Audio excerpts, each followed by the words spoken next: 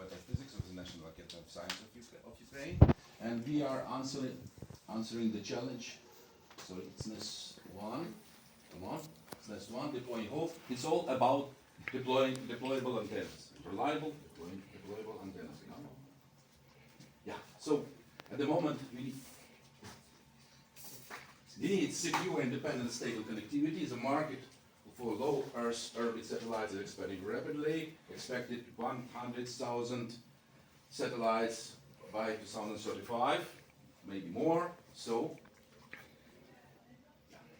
the starting point for us was those existing patents about these radio frequency antennas for the satellites using shape memory alloys. That's where we are coming in because we are advanced material specialists. Yeah. So problems, antenna damage. 30% of antennas do not open. That's known. So the losses are huge.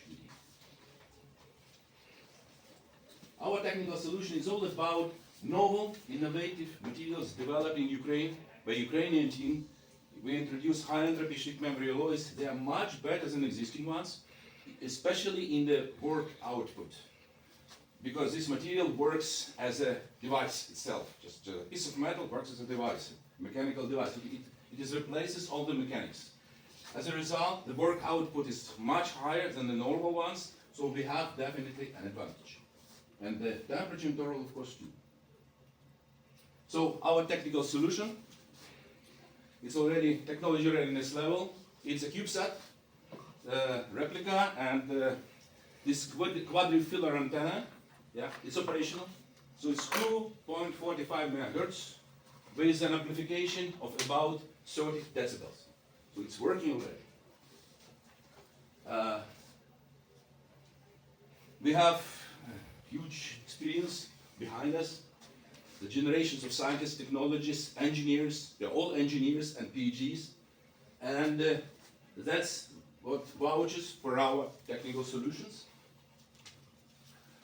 This, the targeted market is 100 billion estimation. The segment is about 20. This particular targeted part of the market is smaller, of course. And our realistic entry is about components 1,000, 10,000 per piece, yeah, and about 10,000 satellites expected, yeah, to be served with these particular antennas. Our business model, B2B, revenue comes from component sales, expert scientific consulting, and OEM contracts, of course. So, I'm very proud of our team, experienced, skillful. We are here ready to help. That's what our team is all about. Thank you so much.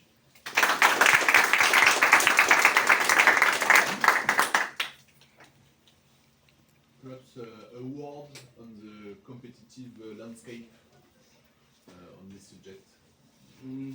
Meaning specifically where our competitors are. Yeah. For instance, those patents that we put a foothold on. These people produced certain parameters in their patents. We tried to put it into MATLAB, and it didn't work. No amplification whatsoever. Probably they were hiding something at that moment, but it was minus decibels, not plus. So it wasn't working. So this particular one is the thing that actually works perfectly with this particular diagram.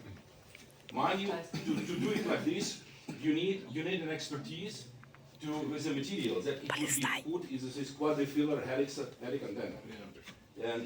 And that's what we know.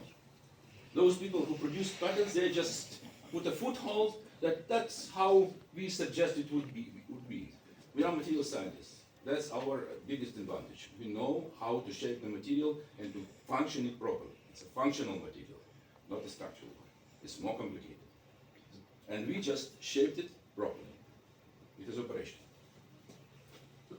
If I got it right, you are, when everybody is doing phased array and this kind of stuff, you are reinventing the antenna itself through the material to actually create inside materials, the properties of the RF chain.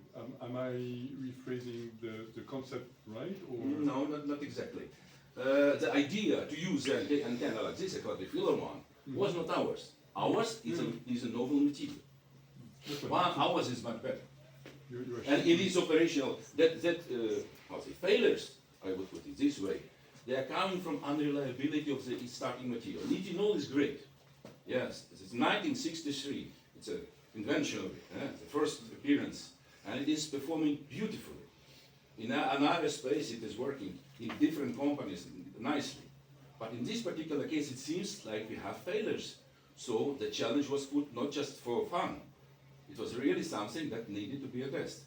We managed to put a reliable material behind it.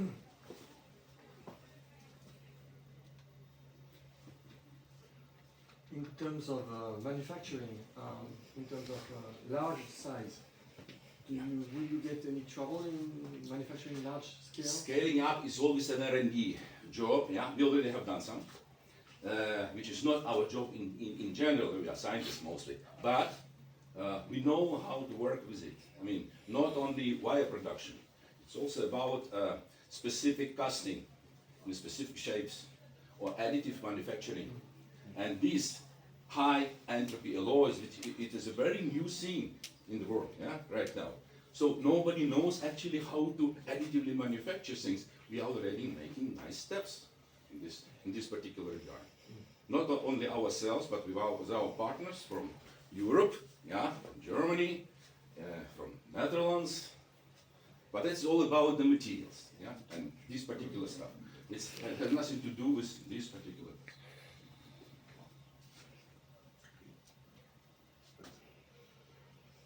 Thank you very much. Thank you.